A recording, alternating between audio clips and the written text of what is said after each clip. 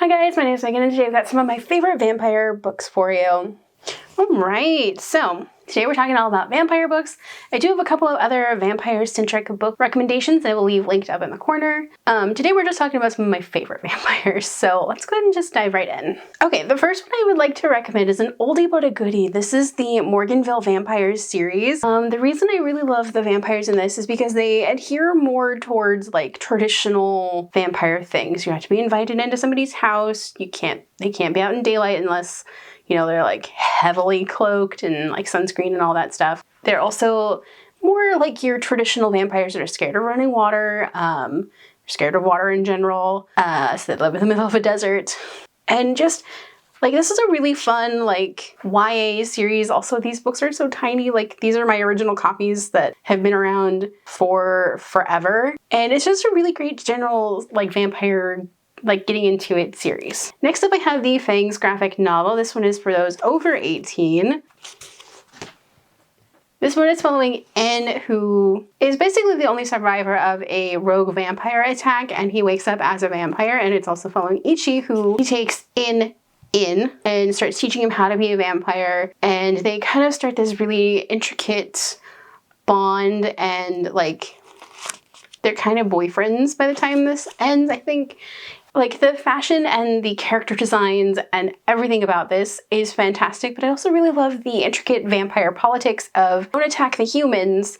They don't really know we exist, or they do kind of know that we exist, but not that, you know, they're super involved in anything. And it's just such a fun series, and I love it so much. So next up I have the Chicagoland Vampire series and the Heirs of Chicagoland. These are some of my favorite vampires just because they're immersed in Chicago. Like, you feel like the city is an actual second character, and like the vampire politics through this whole series and going into this series is so interesting because you have this push and pull with the humans, but you also have the dynamics between all the other supernatural creatures, between the shifters and all of the fae and the magic users. The vampires are just really great. I love the way that they carry themselves. They are very chivalrous and they don't really take kindly to being messed with. And the Heirs of Chicagoland, this is following the firstborn vampire, whereas all of the rest of the vampires are made.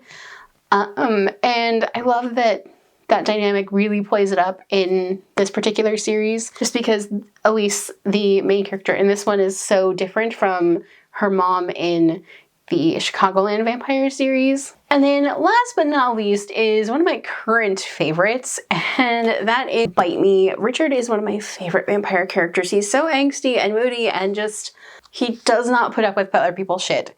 He is so sweet though to Blair, who's the main character in this. I love this series so much. This is following Blair, who's had a really bad home life with his aunt and uncle, and he's moving back to his hometown to get away from them.